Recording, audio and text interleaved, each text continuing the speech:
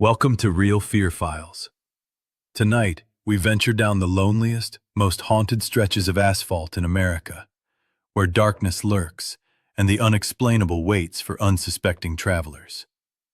In this episode, we bring you 9 terrifying highway encounters, stories drawn from the first-hand experiences of drivers, witnesses, and investigators who faced events that defy logic. Verified through police reports, historical accounts, and witness testimony, these tales are as real as they are chilling. Some details have been changed to protect identities, but the fear? That's all real. Subscribe to Real Fear Files and turn on notifications, because once the road gets dark, there's no turning back. Ryder had been behind the wheel of big rigs for nearly 7 years, hauling freight across the western states for a mid-sized logistics outfit out of Salt Lake City. At 28, he thought of himself as a road veteran, someone who'd seen the worst the asphalt could throw at a driver. Snowstorms in Wyoming, dust devils in Nevada, thick Oregon fog that swallowed the hood of his own truck. He'd handled it all. He battled reckless drivers, busted brakes, and the soul-sucking fatigue that came from endless overnight hauls. But nothing, absolutely nothing, had prepared him for that November night. The job seemed simple. His dispatcher had rung him up on November 14th with a load of industrial gear headed from Grand Junction, Colorado to Gallup, New Mexico by the next afternoon. Ryder's route would snake him south along Highway 491, a lonely 2-lane ribbon cutting through some of the most barren stretches of the Southwest. The road had a reputation. Locals called it the Devil's Highway. Before 2003, it had been Route 666, infamous for its long history of deadly wrecks. Ryder had driven this stretch before, but never at night, never alone, and certainly never in late autumn when darkness fell fast and the desert's chill seeped into your bones. He loaded his trailer that afternoon in Grand Junction, secured the cargo, and ran through his pre-trip check like a machine. The weather looked clear, winds light, perfect for an overnight run.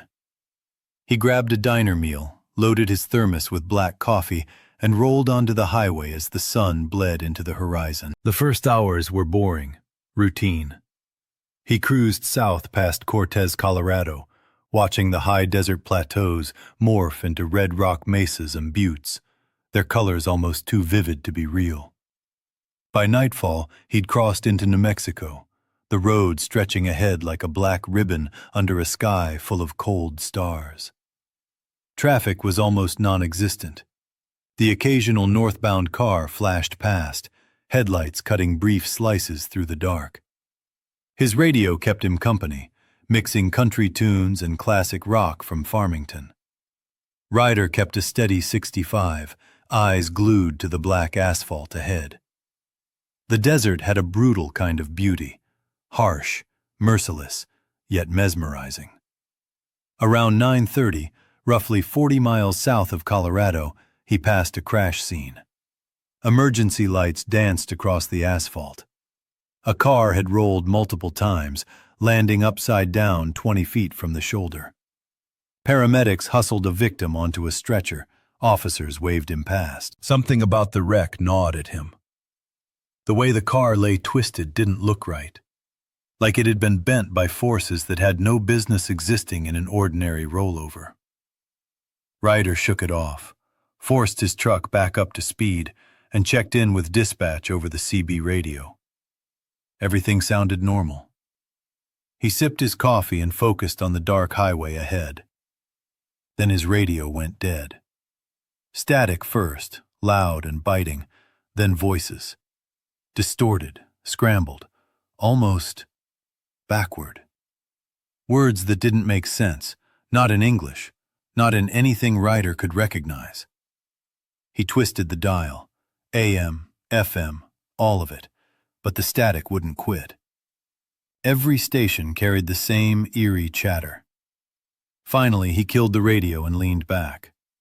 Silence fell over the cab except for the hum of diesel and tires on asphalt. He told himself it was just some interference, a desert quirk, but the excuse felt flimsy. That's when he saw it in his mirrors. Another semi, high beams blazing, appeared behind him. Too close. Less than 50 feet. Ryder tapped his brakes, signaled to back off, but the truck didn't budge. He eased onto the gas, nudging 70 miles per hour, and the rig behind mirrored every movement. His irritation turned to dread. No human would tailgate like this. No road rager kept perfect spacing at 75 miles per hour. Ryder flashed his running lights, desperate for space. Still, nothing. He could see the cab now, dark, absorbing light rather than reflecting it. And empty. No driver, no movement. Just headlights that burned like twin suns. Ryder's pulse kicked up. He stomped the accelerator, full 75 miles per hour. The other rig matched him, side by side in the empty lane, tethered to his truck by some unnatural force. The desert was endless on either side. No towns, no lights, no people. Pulling over seemed wrong, dangerous. His gut screamed it. Then it happened. A second truck appeared. Solid black. No lights. No warning. Just a massive shadow blocking both lanes. Ryder slammed on brakes, trailer fishtailing. ABS throbbed violently through the cab. He braced for impact. And it vanished. 1 second it was there, crushing the highway with its bulk. The next, gone, leaving nothing, no skid marks, no debris, no trace it had ever existed. Ryder's truck skidded to a halt. Diesel smoke curled from the stacks. Heart hammering, hands trembling on the wheel. He checked the rearview mirror. The first truck was still there. Empty cab, blazing headlights, malevolent intensity radiating from it. Ryder made a choice. He floored it. Turbo screamed. Truck strained under full load. Speedometer climbed past 80, 85, near 90. The pursuing rig kept pace effortlessly, now riding alongside in the oncoming lane. He looked left and cursed himself for it. The cab was wrong. A void, a black nothingness stretching back as if the truck had no end. Steering wheel turned on its own, perfectly straight. Dash lights went haywire, speedometer spinning like a toy, fuel gauge pinging empty to full, warning lights flickering in chaotic patterns. The radio erupted, full volume. Backward voices again, louder, calling him. He was sure of it, calling his name. Figures appeared along the roadside, pale, gaunt, still. Faces empty, eyes reflecting headlights. Hundreds, maybe, lining miles of highway. Silent witnesses to his flight through the abyss. Up ahead, salvation, or what looked like it. Cortez, New Mexico. Streetlights, buildings, cars, civilization. Ryder drove like a man drowning, aiming for those lights, desperate. The phantom truck mirrored every move, still beside him, cab empty, horror unyielding. He crossed the city line doing 70. The truck was gone. One instant there, next, vanished. Ryder rolled into a 24-hour truck stop, cutting the engine. Trembling, sweat-soaked, legs shaking. He stayed in the cab for 20 minutes before climbing down, barely able to walk. He stepped inside, ordered coffee he didn't touch, and sat where he could watch his truck. Drivers came and went, normal, mundane. Finally, he talked to an old road vet. No laughter, no doubt, just a phone, showing old newspaper clippings. Highway 491. Hundreds of deaths. Cars twisted with no cause, drivers gone, phantom trucks chasing the living. Ryder spent the night in that diner, shaking, too scared to touch the Devil's Highway until dawn. When sunrise finally bled over the desert, Ryder forced himself back onto Highway 491. Every mile felt heavy, loaded with the memory of the night's terror. His hands gripped the wheel tighter than usual, eyes scanning the horizon, half expecting the black cab to materialize from nowhere. He drove straight through until Gallup, New Mexico, putting as much distance between himself and that cursed stretch of asphalt as possible. The town felt almost unreal after the night he'd survived. Sunlight burned the shadows away, but Ryder couldn't shake the feeling that darkness still clung to him, hidden in the corners of the world where the desert met the road.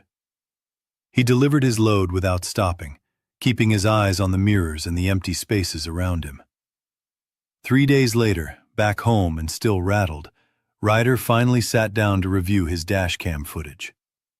It had been a routine check, part of a company audit, but what he saw made him freeze. The camera caught every frantic movement of the truck, the acceleration, the jerky lane changes, the near skids. It also showed something he hadn't seen in the cab that night. A face, pressed against the driver's side window, pale, gaunt, eyes hollow and hungry, staring straight at him. The expression was twisted, almost manic, like some ancient predator measuring him, tracking him, mocking him. The face appeared over and over, frame after frame, riding inches from him through miles of desert darkness. Ryder's stomach knotted. He'd never noticed it while driving. Not once. It had been right there, on the other side of the glass, while he fought to stay alive. He shuddered just thinking about it. Every nerve in his body screamed that he had come closer than he knew to something not human, something ancient and relentless. He never drove Highway 491 again. The memory of that night haunted him for months, lingering in the back of his mind every time he rolled through a lonely stretch of road or saw headlights in the rearview mirror. The desert, quiet and indifferent, seemed to hum with the echoes of that black cab and the hollow eyes pressed against the glass. Even now, when he closes his eyes, he can see it. The void inside that phantom truck, the way it moved without a driver, the backward voices calling his name, and the pale, gaunt face staring in, unblinking. It was a reminder that some roads aren't just dangerous. They're alive with something older than asphalt, something that waits for the right night, the right driver, to strike. Every time Ryder tells the story, people nod politely, half smiling, thinking it's just a tall tale. But he knows the truth. He felt it in his chest, in his bones, in the way his hands shook and his heart thumped as he watched that empty cab tail him across the desert. He knows what lurks in the shadows of Highway 491, and he knows it's still out there, waiting. Harper had spent most of her adult life chasing ghosts. At 32, she'd poked around more haunted spots across the Northeast than she could count. Armed with recorders, EMF meters, and a skepticism that wouldn't let her buy a story without proof, she had seen the cracks in abandoned asylums, tramped through historic battlefields, and wandered the rotting halls of mansions where tragedy had unfolded decades or even centuries ago. Usually, her investigations yielded little more than groaning floors and jittery imaginations. Clinton Road in West Milford, New Jersey, was different. Its reputation had teeth. Decades of consistent reports, coming from folks who weren't prone to lying or exaggerating, described things that didn't make sense. Harper knew she couldn't shrug these off. The road stretched 10 miles through thick forest, northern New Jersey wilderness that felt a world away from the city lights of New York. It had collected legends over the years. Phantom cars chasing drivers, strange creatures glimpsed in the trees, lights blinking in and out of nowhere. And the most famous story, the ghost of a young boy who drowned under a stone bridge in the 1960s. Locals swore that if you tossed a coin into the water at night, the boy would throw it back. Harper arrived just after sunset on October 23rd. The evening carried the crisp smell of fallen leaves and wet earth. She had studied the bridge, combed through decades of reports, and verified historical records confirming a child had died in the creek in 1968. His name was gone from memory, maybe hidden by family, maybe just lost to time. She parked her Honda CR-V along the shoulder near the bridge, the only car in sight. Trees closed in tight on both sides, forming a tunnel of shadow that swallowed the last scraps of twilight. Streetlights didn't exist here. Beyond the beam of her headlights, the night was solid black. Harper pulled out her gear: digital voice recorder, EMF meter, thermal camera, and a high-def video camera on a tripod. Tonight, she wasn't leaving anything undocumented. The bridge was simple: stone, barely 15 feet long, narrow enough for one car at a time. Low walls lined the edges, about 2 feet high. She set up the video camera to capture the water and both directions of the road. She activated her voice recorder, narrating the date, time, location, weather, and her objectives. Her tone was precise, professional. Emotions could skew evidence. She had to stay clinical. According to the legend, you had to throw a coin into the water. If the boy was around, it would come back. Harper had brought a handful of quarters. She stepped to the center of the bridge, leaned over the stone wall, and stared down into the darkness about 8 feet below. The creek was narrow, 10 feet across at most, water moving lazily between overgrown banks. She held a quarter up to the camera, tossed it over, and heard a soft splash. EMF meter in hand, she scanned for anomalies. 30 seconds passed. A minute. Nothing. Then something hit her shoulder, hard enough to make her jump. A wet quarter sat near her feet. Harper's pulse spiked. She crouched, eyeing the coin without touching it. Her mind raced. Birds? Unlikely, given the timing. Some prankster hiding in the woods? She'd seen no signs. She snapped photos, bagged the coin as evidence.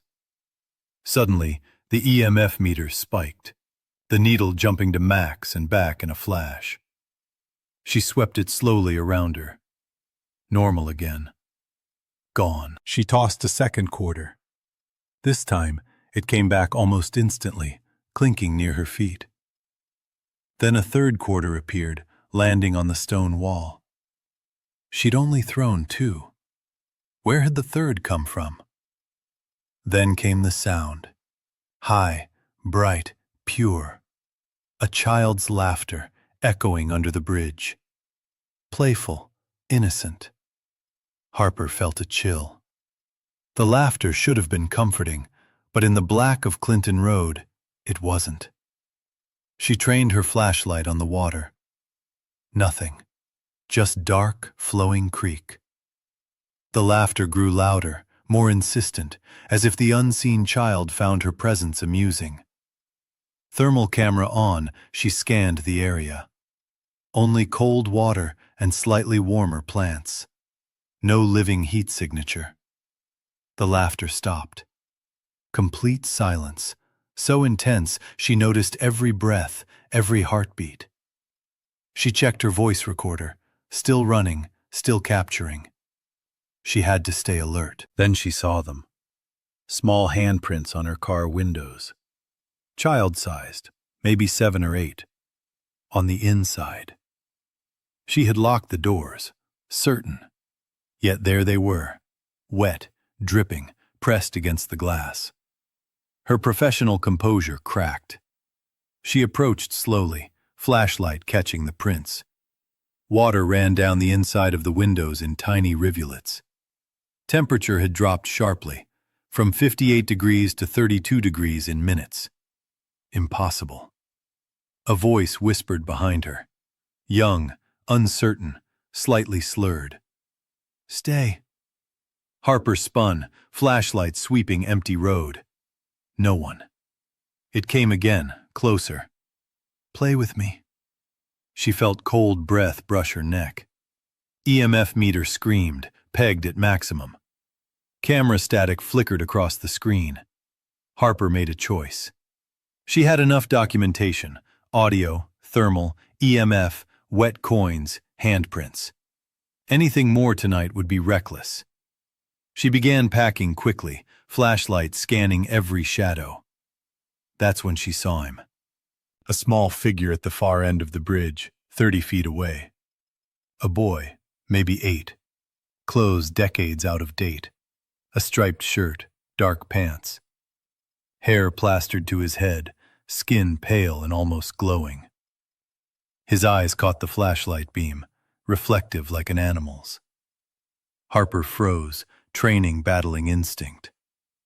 Protocol demanded communication, but every nerve screamed to run. The boy stepped onto the bridge. Each movement was unnervingly smooth, almost fluid, like he wasn't bound by normal physics. His lips moved, forming words Harper couldn't hear. His expression wasn't angry, just lost, sad, desperate for anyone to notice him. For decades he'd been alone here, waiting. Harper wanted to help. This was why she did what she did, to prove consciousness survived beyond death. But her gut screamed danger. This wasn't a friendly haunting. It was something that fed on attention, growing stronger with each curious visitor. Another step. His hand reached out, fingers gray, waterlogged, wrinkled. Harper abandoned her tripod and camera, racing for her Honda. She yanked the door closed, slammed the lock. Key in ignition, engine roaring to life. The boy pressed against the window, leaving wet streaks. Up close, his eyes were milky, drowned-out whites. His mouth opened impossibly wide, revealing a throat filled with dark water. Harper slammed the transmission into drive and stomped the accelerator. Tires fishtailed on the narrow road before gripping asphalt. The boy ran alongside the car, keeping pace despite her speed climbing past 40 miles per hour on winding, forested lanes. Harper didn't dare slow. Eventually, he faded in the rear view, shrinking to nothing. Harper reached the main highway, lights, traffic, civilization pushing back the lingering terror. She pulled into a gas station, engine running, hands shaking. Her equipment survived. EMF meter still functional. Voice recorder captured every moment. Plastic bag held the wet coins. Proof. But her video camera and tripod were left behind in her panicked escape. At home, Harper reviewed the recordings. Her own voice, clear. Coins splashing. Then the child's voice, closer, clearer than in person. "Stay. Play with me. Come swimming." Pleading, desperate, sorrowful. Beneath the sadness, an endless hunger that could never be satisfied. A week later, an unmarked package arrived. Inside, her video camera. Water damaged, housing cracked, internals corroded. A note, soaked and dried repeatedly, written in a child's shaky hand. "Come back." Then Harper noticed the wet footprints in her apartment. Tiny, child-sized, running from the front door through the living room to her bedroom. Puddles of creek water, earthy and wrong. The trail ended beside her bed, a larger puddle suggesting someone had been watching her sleep. 2 days later, Harper moved out. She never returned to Clinton Road. Even now, the memory lingers. The boy's pale face, the impossible movement, the pleading voice echoing through the dark forest. The wet coins. The handprints. Proof that some roads, some bridges, aren't just haunted. They're alive, waiting for anyone curious enough to step too close. And Harper knows he's still out there, somewhere, waiting for the next visitor. Dakota had been a traveling nurse for 6 years, bouncing between rural hospitals across northern New England, filling the gaps wherever staff shortages hit hardest. The work was brutal and unpredictable, but it paid well. At 34, she had logged hundreds of thousands of miles on back roads and highways from Maine through New Hampshire to Vermont. She knew the routes like the back of her hand, where the snow piled deep, which curves turned lethal in a storm, and how to drive cautiously enough to survive the brutal winters. Route 2A through the Hannisville woods in Maine had a reputation. Dakota had heard the stories countless times over the years in hospital break rooms. The two-lane stretch ran about 25 miles between Hannisville and Orient, cutting through thick forest, isolated, poorly maintained, and treacherous in winter. Locals whispered about phantom hitchhikers and unexplained accidents. Every nurse, doctor, or aide she'd worked with had at least one story about someone who'd seen something weird on that road. Dakota always shrugged those stories off. Folklore. Ghost tales that clung to remote stretches of highway.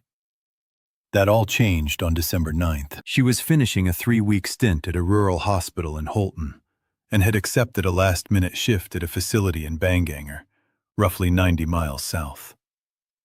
The shift started at 11 p.m., which meant she had to leave by 8:30 to arrive with time to spare. The forecast predicted light snow after midnight, and she was confident she'd beat it. But the snow came early.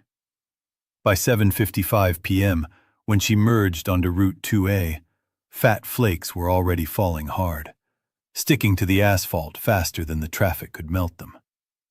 Visibility dropped fast.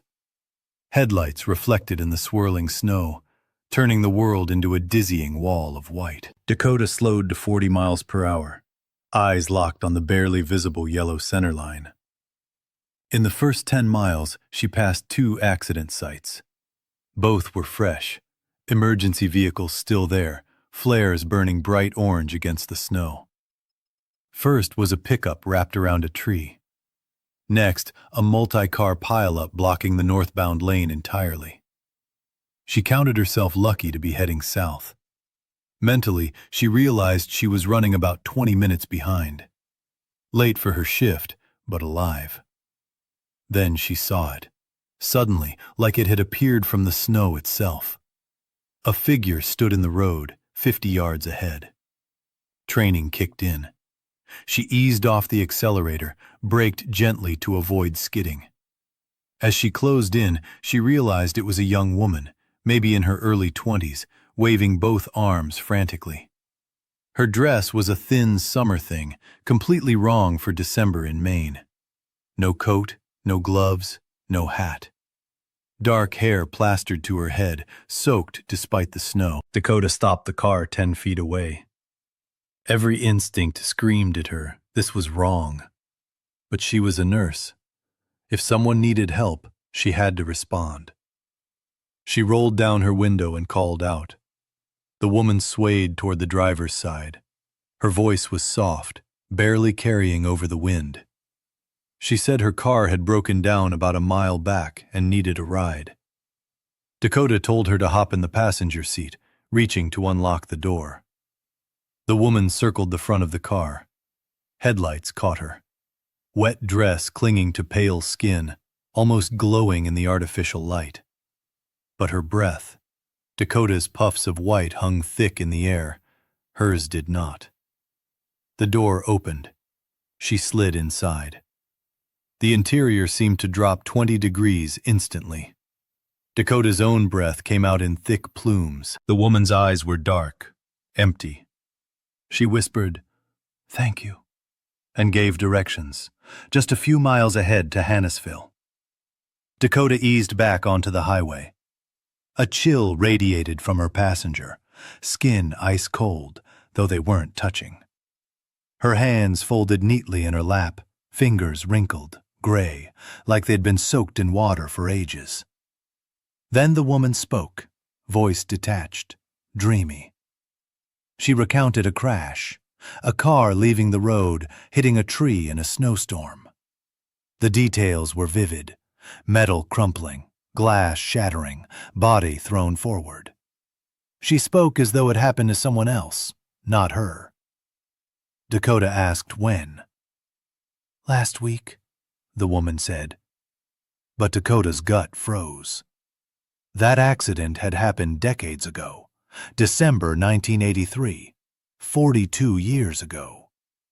She glanced at the passenger. Her reflection was gone. The window reflected the interior, the snow, the dark forest, but not the woman sitting 2 feet away. She looked down at the seat, soaking wet. Water pooling where the woman had sat, dripping onto the floor mat. The woman herself? Dry. The woman directed Dakota to turn left ahead. Dakota protested. That would leave the highway onto an unmarked forest road. She refused, offering to take her to Banganger Hospital instead. The woman's face shifted. Vacant expression twisted into rage, anguish, desperation. Something inhuman. She reached for Dakota with waterlogged gray hands. Dakota screamed, yanking the wheel right and stomping the brake. The car fishtailed, spun 90 degrees, then gripped the snow and straightened. The passenger seat was empty. The door hadn't opened. No sound, no trace. Only the wet seat remained. Dakota sat frozen, heart hammering, scanning the highway. Empty, silent, forest pressing in. The GPS showed she wasn't on Route 2A anymore. She was on a narrow dirt road, overgrown, snow-covered, with no way forward or back. The forest loomed, dense and close, headlights cutting through falling snow. Her wheels spun uselessly in the deep snow. She was trapped, stranded miles from anywhere, no cell signal, no idea how to get back. Dawn crawled in gray and cold. She was on a logging road, 3 miles from Route 2A. By mid-morning, a local tow truck reached her and pulled her vehicle free. The driver wasn't shocked. "People get lost out here all the time in snowstorms," he said. He mentioned a woman who had died here in the 80s, trying to get home to Hannisville. Some folks claimed her ghost still tried to hitch rides, still chasing that last journey. When Dakota returned to her car, something on the passenger seat made her blood run cold. An old hospital ID badge. Cracked, faded, but legible. A photo of the woman from 1983. Name, date, hospital long closed. Somehow, it had appeared overnight while Dakota sat alone in the locked car. She had the passenger seat removed and replaced. She never drove Route 2A through Hannisville Woods again. Added 90 minutes to her commute rather than risk another encounter. Never picked up hitchhikers again, no matter how desperate. Some people who need help have been dead for decades. And what they want isn't assistance. It's company on a journey that never ends. The memory of that night haunted Dakota long after she returned home. Even her apartment felt tainted by it. Every time she passed the passenger seat in her garage, she flinched. The lingering chill, the faint smell of damp earth and cold water, it stayed with her. She replayed the night over and over, unable to rationalize it. She had seen something that defied logic, something that shouldn't exist. Yet it had been there, sitting beside her, guiding her deeper into the forest. Weeks later, she found herself driving the back roads again, but her route skirted well away from the Hannisville woods. She had changed her commute, taken extra time, avoided shortcuts. And yet, whenever she passed the turnoff to Route 2A, a shiver ran down her spine, her hands tightening on the steering wheel. Memories of the snow, the empty eyes, the wet seat, and that impossible cold clawed at her. One evening, a friend from her last hospital rotation called. "You won't believe this," he said, voice low, tense. "There was another sighting on 2A, last night. A driver reported a woman in a wet dress, just standing there, waving her arms." Dakota's stomach dropped. She didn't ask for details. She didn't want to know. That was exactly what she feared. Whatever she'd encountered hadn't stayed put. She realized the stories weren't folklore. They were warnings. Ghosts that couldn't rest, looping endlessly, trying to complete their last journey. The memory of the wet ID badge haunted her too. Every night she pictured it on the passenger seat, the cracked plastic, the faded photo staring at her. It had no logical explanation, no way it could have appeared there. Not without someone, or something, putting it there. And yet she hadn't moved it. No one had entered her garage. Months passed. Dakota never drove Route 2A again. She avoided the Haynesville woods entirely. She stopped taking extra shifts that required driving those back roads at night. Even during the day, she kept her eyes peeled, avoiding any stretch of forest road that could resemble that corridor. It wasn't fear alone. It was survival. She had glimpsed what lurked in the shadows and knew she could not trust it to leave her be. Her friends joked about her caution. "Paranoid nurse strikes again," they teased. But Dakota didn't laugh. She couldn't. The memories were too real, too vivid. Every flake of snow in her mind's eye, every drop of cold water soaking the passenger seat, every vacant stare from those dark, hollow eyes, it all lingered. Her body still tensed whenever she closed her eyes, replaying the woman's voice insisting she be taken home. The desperation twisting into rage. She thought about what she could have done differently. Let her take her to the hospital and bandgang her? Maybe. But no. The forest had its rules. It didn't matter what she intended. The woman, or whatever she was, wasn't looking for a hospital. She wasn't asking for help. She wanted completion. She wanted company. She wanted someone to witness the endless loop she was trapped in. Dakota never picked up another hitchhiker. Not in Maine, not anywhere. She never left her windows open for a friendly wave. She learned that some souls don't need saving. They need an audience. And that audience? It could just as easily be you. At night, when she thought about it, she pictured the Hannisville woods under a heavy snowfall. Empty lanes, trees leaning close, the world reduced to silence and drifting snowflakes. And then the movement. The figure in the summer dress, hair wet, eyes empty, gliding forward with impossible grace. She could still see the fingers, wrinkled and gray, reaching for her, feeling for a connection that had been denied for decades. The knowledge that someone, or something, had crossed time and space to sit in her car, breathe next to her, and vanish without a trace left Dakota with a quiet terror she carried constantly. It wasn't about being scared anymore. It was about respect. Respect for forces beyond comprehension, for spirits that refused the rest of death, for the shadows that lingered in the edges of human perception. She shared the story with no one, not fully. Friends and co-workers received only a vague, chilling account of an encounter on Route 2A. But they didn't know the details. They didn't know about the wet seat, the ID badge, the disappearing figure. They couldn't know. Explaining it would only make it seem like delusion. Yet Dakota knew the truth. And truth, she realized, didn't care if it was believed. Years later, she still avoided that road. Every winter, when snow began to fall, she drove an alternate route to Banganger. She never, ever picked up a hitchhiker.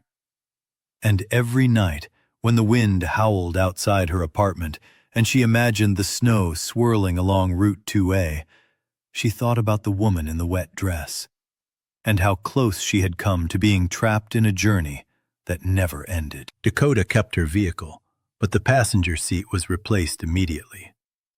The memory of cold water and decay clung to her. She refused to risk another encounter. Some things are better left alone, left unseen, left behind in the endless loop of snow and forest and time that Route 2A demanded. Because some people who need help have been dead for decades. And they aren't asking for a ride. They're asking for someone to come along with them. Someone to share the endless road they're trapped on.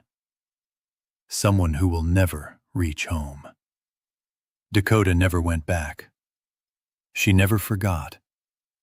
And every time she drove through snow, she checked the empty seat beside her, half expecting to see those dark, vacant eyes staring back. Waiting.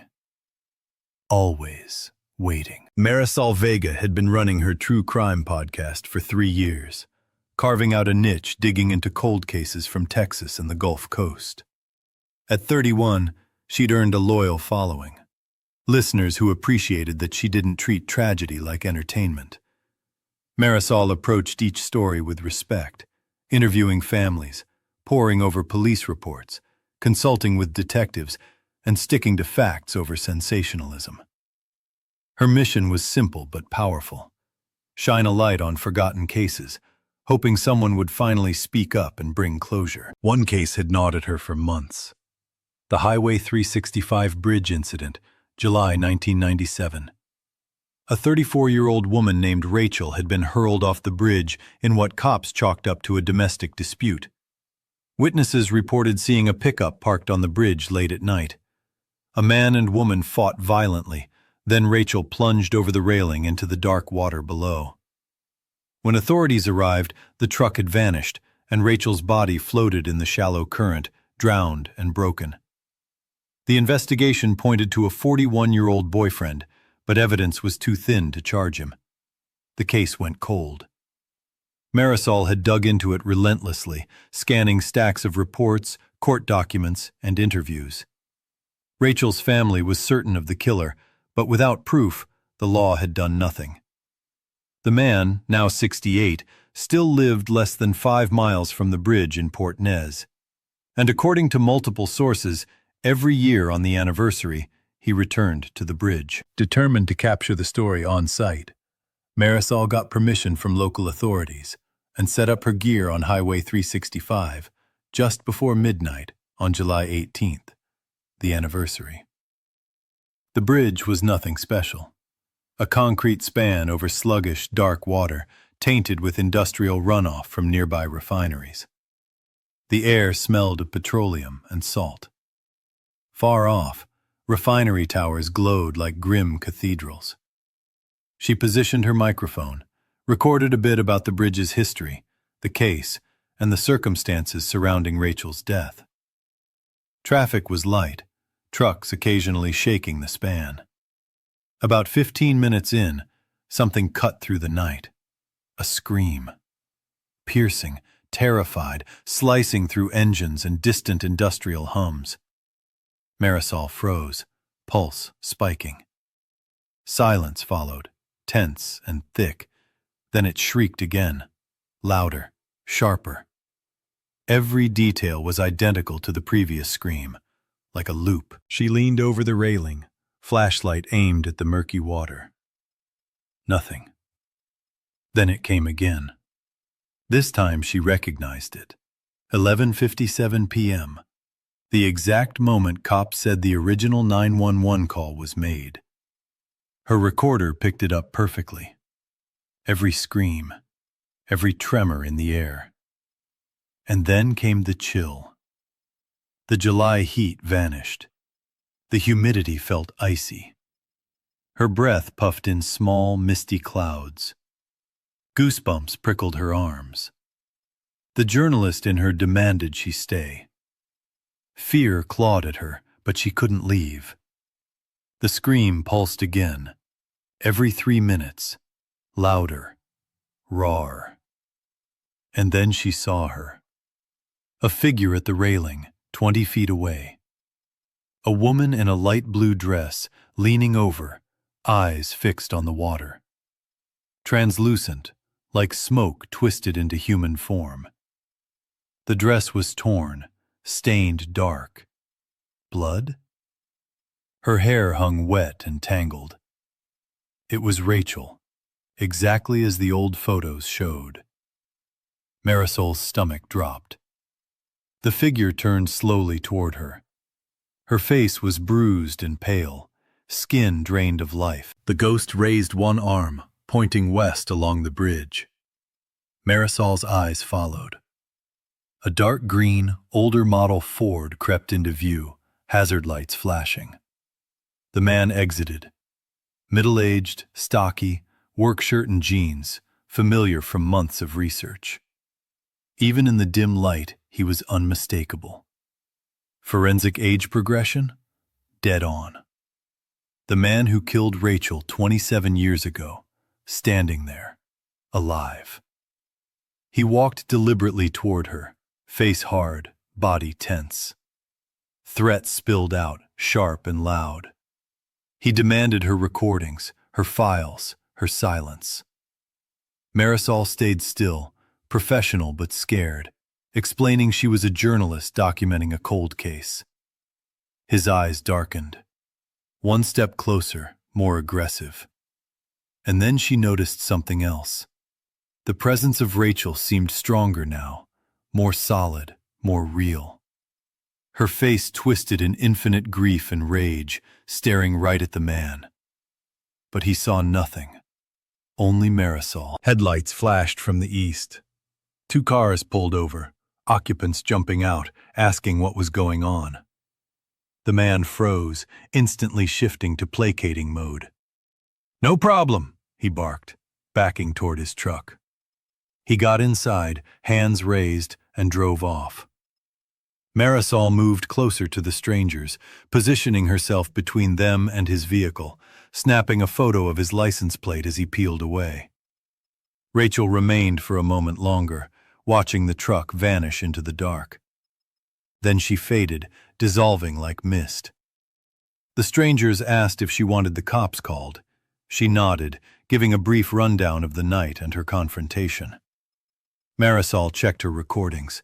Everything was there. Screams, threats, the whole tense interaction. But her video showed something impossible. The man himself was slightly transparent, not fully solid, hovering between life and death like Rachel. Police arrived in 15 minutes. She handed over statements and the plate number. A quick run of the registration confirmed her suspicions. It belonged to the original suspect. When cops pressed him the next day, he denied being near the bridge.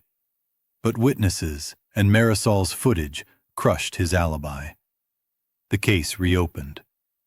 Facing potential charges for threatening a journalist, he finally broke, confessing to throwing Rachel from the bridge. He admitted the reason for his return every year. Her ghost haunted him relentlessly, appearing in his home, in his truck, at the foot of his bed. No rest, no peace. Rachel made him live the horror of that night, over and over. Marisol's episode went viral, her most downloaded yet. Rachel's family thanked her for the attention, the closure, the vindication. But Marisol never returned to Highway 365, because later, when she examined her footage in detail, she saw it. Not just Rachel. Scores of translucent figures lined the railing, lurked in the water, loomed on the roadway. They reached toward the camera with endless yearning. They were the forgotten, the silenced, the unresolved, waiting for someone brave or foolish enough to listen. Marisol knew the bridge had given up one secret, but countless others remained, buried in dark water, screaming into the night, desperate for someone to bring them home. The sun was long gone, leaving the bridge and the water below cloaked in shadows. Marisol stood frozen for a moment, the chill still crawling along her spine. The figures in the footage haunted her mind, the dozens of translucent forms reaching, waiting. She could almost hear their whispers beneath the hum of the city and the distant roar of traffic. Something about the way they hovered, unmoving yet insistent, burned into her memory. She packed up her equipment slowly, hands trembling. Every sound, the faint scrape of her bag against the metal railing, the echo of her boots on concrete, made her jump. The bridge felt alive, heavy with unseen eyes. Even after she locked her gear into her car, the chill lingered, deep and unnatural, like it had seeped into her bones. Driving back through Port Ness, she kept replaying the moment over and over. Rachel's ghost, pointing. The man, slightly transparent, walking straight into the anniversary like a predator on autopilot. She couldn't shake the feeling that the world had bent, even briefly, and revealed something it shouldn't. The next day, Marisol followed up with police. They confirmed her suspicions. The truck was registered to the suspect, and the man's story crumbled under witness accounts and her recordings. The cold case was suddenly alive again. An old wound reopened. The man finally admitted it, confessing to the murder, describing how he had thrown Rachel over the railing in a fit of rage and driven off like nothing had happened. He explained the haunting, how Rachel's ghost had never let him rest, appearing in his house, standing in the shadows of his bedroom, sitting silently in his truck. Every year, her presence drove him back to the bridge. He had spent decades in fear, and it had finally pushed him to confess. The courtroom and police couldn't explain the supernatural element, but the confession, the eyewitnesses, and Marisol's recordings were more than enough to bring him to justice. Marisol's podcast episode became her most popular. Every download, every comment from listeners carried a weight of acknowledgement, of justice served. Rachel's family reached out, gratitude etched in every word. Closure, finally, for a loss that had stretched nearly 3 decades. But Marisol couldn't go back. Not to the bridge. Not to the site where she had watched history and horror loop on a single night. There was something about the way Rachel's ghost had solidified in the presence of her killer. The raw energy of pain and rage that made her skin crawl even months later. And there was more. The footage she reviewed late that night, in the safety of her apartment, told a story her words couldn't. At the edge of the frame, barely visible, dozens of figures waited. Ghosts of other victims, perhaps, or witnesses to forgotten violence. Translucent, indistinct, they lined the bridge railing, crouched in the water, or wandered the roadway. Some reached toward the camera as if begging to be acknowledged, their presence a reminder that the bridge had a history that stretched far beyond Rachel. They had been screaming for decades, trapped between the living and the dead, desperate for someone to hear. Marisol shut down her equipment, hands shaking. The air in her apartment felt heavier that night, like the presence of those ghosts had followed her home. She lit candles, tried to shake the oppressive weight pressing against her chest, but even the small flames seemed to flicker with shadows that didn't belong. Every time she closed her eyes, she saw them. The translucent figures, Rachel pointing, the man stepping into his own nightmare. The sound of faint, echoing screams lingered in her ears long after the recording stopped. It was subtle at first, like the wind through the blinds, but insistent, unrelenting. Every time she tried to convince herself it was imagination, the footage, the recordings, and the police confirmation of the man's identity reminded her otherwise. Marisol realized the bridge, Highway 365, was not just a location. It was a wound. A place where the living and the dead collided, where stories refused to end, and justice could linger in the air like smoke. Rachel had been one voice among many. The others, dozens, perhaps hundreds, still lingered, watching, screaming, waiting. She kept the recordings, every single second, and cataloged them with meticulous care. They were evidence, yes, but also a testament to the lost, the forgotten, the ignored. The bridge had given up one of its secrets, but she knew there were more. So many more. And the more she thought about it, the heavier the weight of responsibility felt. Sometimes, late at night, she could swear she heard the faint strains of music drifting from the files she had saved, a ghostly echo of a time long past. The sounds were like distant laughter, crying, Footsteps on the metal bridge, whispers calling her name, carried on a current only she seemed to hear. And sometimes, when the apartment was utterly silent, she could smell it. The faint metallic tang of water, the damp decay of something long buried, the scent of a cemetery alive with unrest. Marisol never returned to the bridge. She never needed to. The recordings, the footage, the cries, they were enough to keep the story alive. And she knew she could never delete them, no matter how much she might want to. Because if she did, it would be like turning her back on every voice that had begged to be heard, every spirit trapped in the shadows, every injustice that had never been accounted for. The man was caught, and justice had been served in the mortal world, but the supernatural echoes remained. Highway 365 still hummed with stories, still whispered at midnight, still demanded attention. And Marisol knew with an absolute certainty that the bridge's dark water held more secrets, more voices, more suffering, waiting for someone to finally pay attention. Some nights, she would sit with her equipment running, not recording anything for the podcast, just listening. In the silence, the faintest echoes of screams, the shimmer of translucent figures, and the spectral gestures toward the camera reminded her that some stories never die. Some spirits never rest. And some places, like Highway 365, will always keep a piece of themselves in the living world, waiting for someone to notice, to remember, to bear witness. Marisol kept the recordings locked in a drawer, labeled and untouched. But she knew they were alive, pulsing with memory and dread, a permanent imprint of the collision between human cruelty and the relentless persistence of the departed.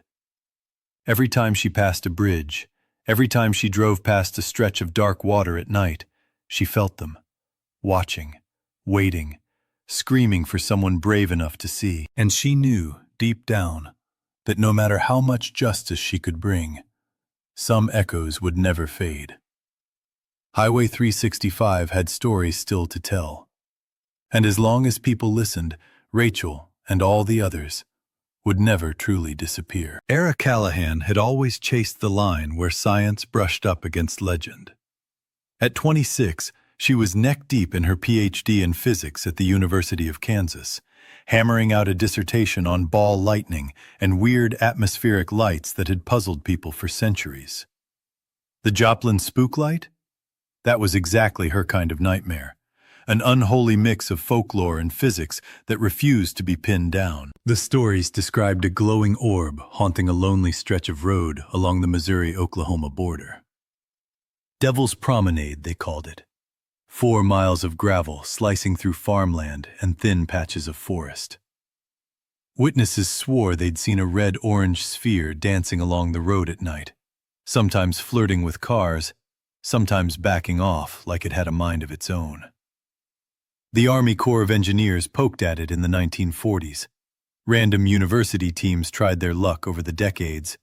Amateur ghost hunters and paranormal nerds kept the myth alive. Theories? Everything from swamp gas to car headlights to tectonic stress.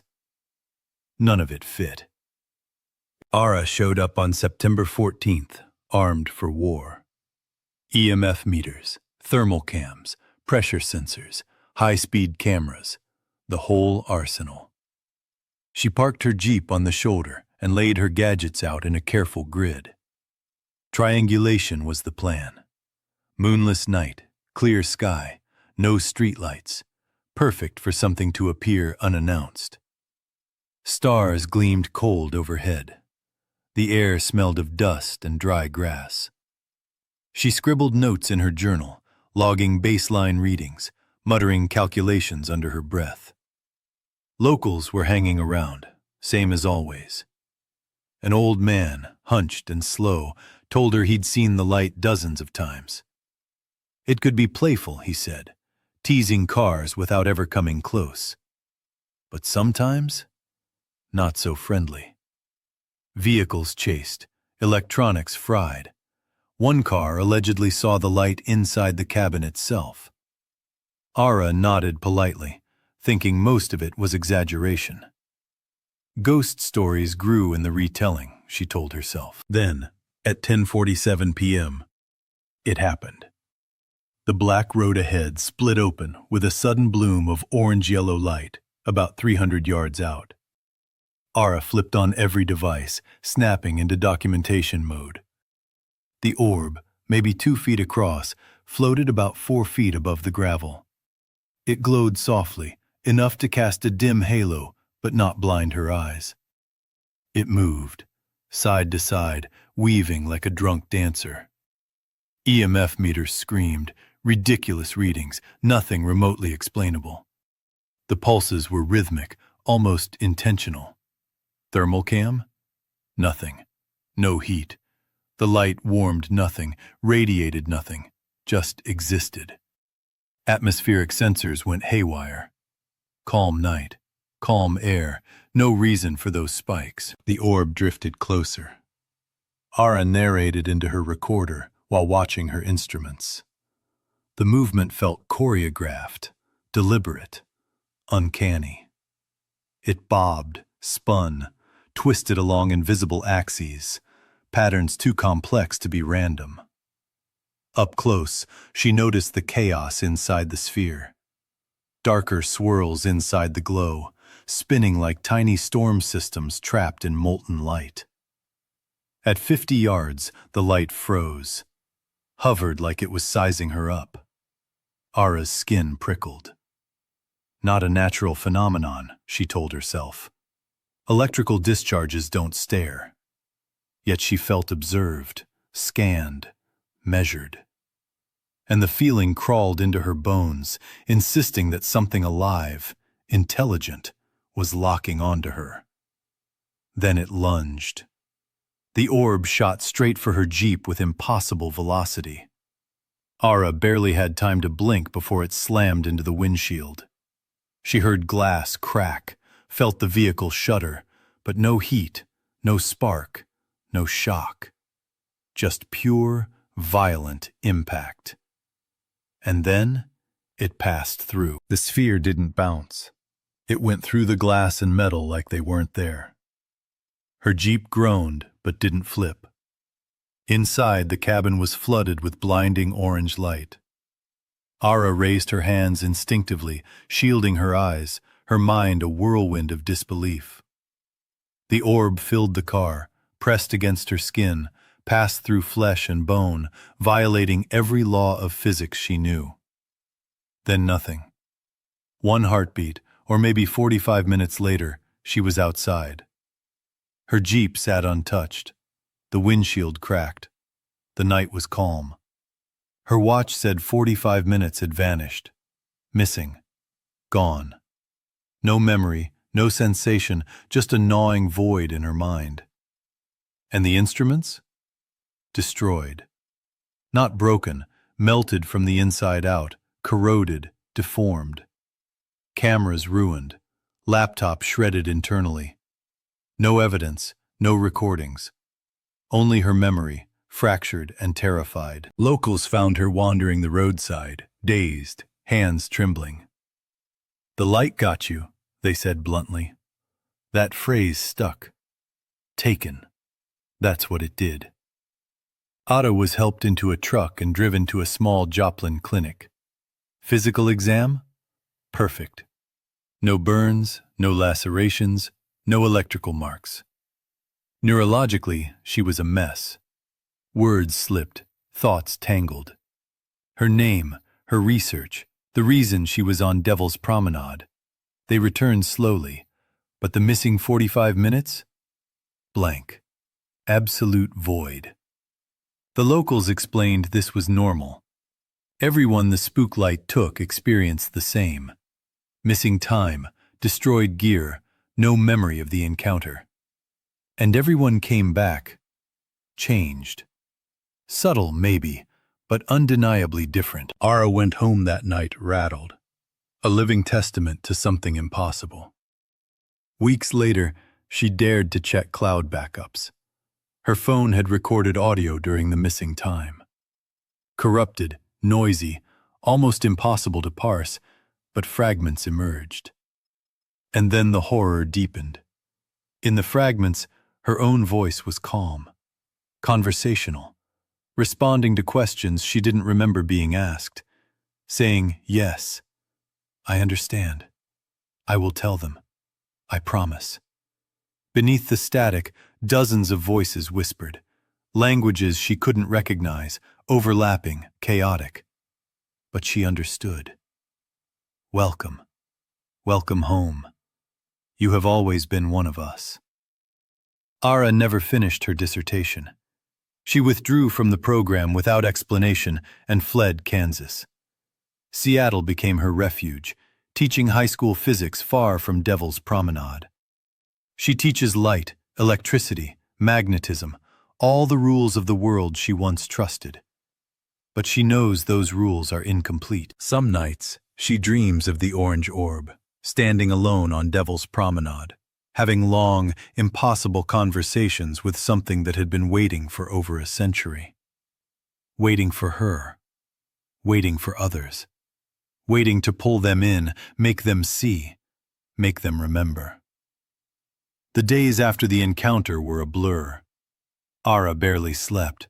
When she closed her eyes, the orange glow returned, hovering just beyond reach, spinning its silent storms. Every time she blinked, she could swear it was watching from the corners of rooms, from the empty spaces between walls, like it had followed her home. The missing 45 minutes gnawed at her sanity.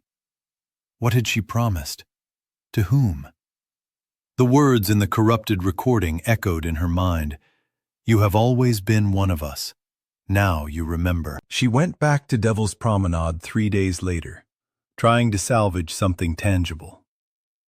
The Jeep, though battered, started without a hitch. The cracked windshield glared back at her, a scar of the impossible.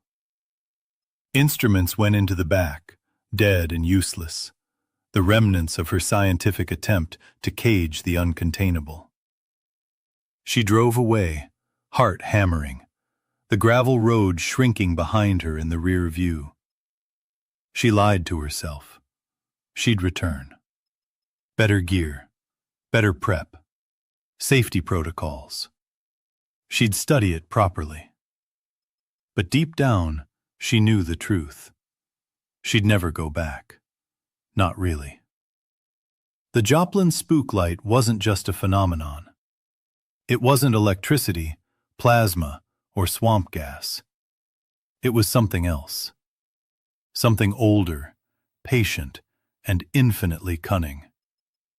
It wasn't a puzzle to solve. It was a predator, a force with a will, and she had stumbled directly into its orbit. Weeks later, she sifted through her cloud backups, hoping for proof, some scrap of data that might explain the impossible. That's when she found it. Audio fragments from the missing 45 minutes. Static, distortion, white noise filling the gaps, but beneath it, her own voice, calm, measured, speaking to entities she had no memory of encountering. She said things she didn't remember saying. "Yes, I understand. I will tell them. I promise." Words that carried weight, commands she didn't recall giving. She had struck some sort of bargain, though the terms were beyond her grasp. Then the whispers emerged. Multiple voices, overlapping, indecipherable tongues, impossible languages. But she understood. They spoke in chorus, words she felt rather than heard. "Welcome. Welcome home. You have always been one of us." Her stomach churned. Her chest tightened. A shiver ran down her spine. She had been inducted, absorbed into something ancient and patient, bound by a promise she could neither recall nor break. The days in Seattle offered a veneer of normalcy. Ara taught her students about Ohm's law, Snell's law, magnetic fields, and the properties of light. She demonstrated refraction, reflection, and diffraction. She lectured about photons and electrons. The laws she once revered now felt fragile, incomplete. There were phenomena beyond comprehension, entities beyond mathematics. Every day she lived, she fulfilled the promise she had made in the darkness of Devil's Promenade. She didn't know how or why, but it was woven into her existence. At night, she dreamed of it. The light, the swirling orb of impossible geometry, the silent presence she could feel even when her eyes were closed. Conversations without words, questions without meaning, answers she understood but couldn't articulate. Faces in the forest, reflected in the dark gravel road, waiting. Always waiting. And sometimes she would wake to find her bedroom bathed in a faint, unnatural glow, as if a fragment of that light had followed her across the continent, keeping watch, reminding her. Ara never returned to Joplin, never tried to engage with the spook light again. She had survived its wrath, and survived meant more than mere physical integrity. It meant surrendering part of her will, part of her consciousness, to something that could not be measured or analyzed. Scientists weren't supposed to make deals with forces older than recorded history, but she had. And she knew it now. That light had claimed her in a way that defied explanation. She told herself stories, rationalized, tried to suppress the fear. Maybe it was a trick of the mind, a neurological anomaly triggered by electromagnetic stress. Maybe it was a hallucination born of too many nights alone in the lab. But the fragments of audio, the voices, the static, those were real. The fear was real. The missing time, the destruction of her instruments, the sensation of being absorbed into the light, indelible. She could not undo it, could not unhear it, could not unsee it. Some nights she sat at her desk grading papers, feeling the pull at the edges of reality. A flicker of orange in the corner of her eye, a whisper at the edge of her consciousness. A memory she couldn't place. And she knew, with an unshakable certainty, that the spooklight was patient. It was waiting for others, teaching lessons in fear, shaping reality in a way that would eventually reach someone else foolish enough to chase it. And every day, in subtle, unseen ways, she honored the promise she had made. Because to break it would be unthinkable, unimaginable. Ara's life was a careful choreography of normalcy and vigilance. She taught physics to impressionable teenagers. She graded lab reports. She corrected experiments, all while carrying the memory of impossible contact in her bones. She could perform the laws of electricity and magnetism in front of a classroom, but deep down, she knew the universe was bigger, older, stranger than any syllabus could contain. Light could obey rules, or it could transcend them.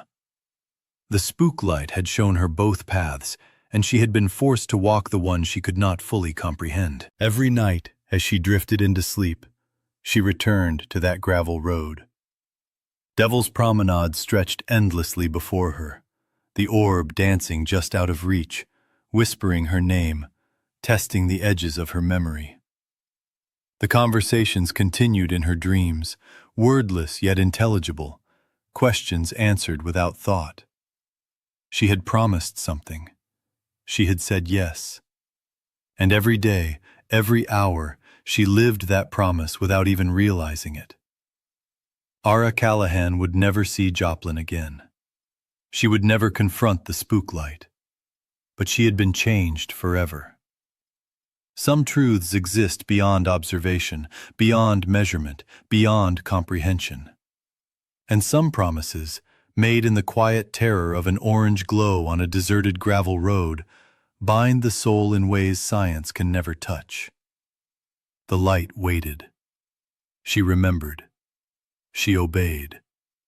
And she carried the secret, the horror, and the promise with her for the rest of her life. Raylan had been hustling as a rideshare driver in the Chicago area for a few years, picking up fares while grinding through his master's in urban planning. At 29, He'd carted thousands of passengers all over the city and suburbs. He knew every pothole, shortcut, and sketchy alley. He ran his car like a pro, kept it clean, drove smooth, read his passengers in seconds, and adjusted his energy accordingly. Some people wanted to talk. Some wanted silence.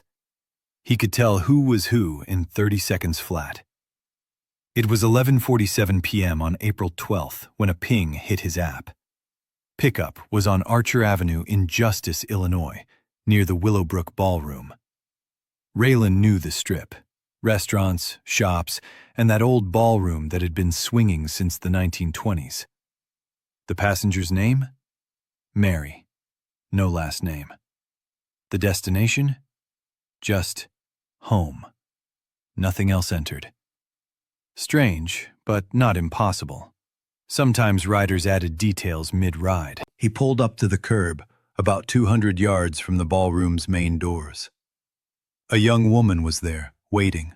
White dress, delicate, flowing, the kind you'd see at a formal dance. But it screamed vintage, straight out of the 1930s or 40s. Her hair matched the style, soft waves pinned just right. She hugged herself against the mild spring chill.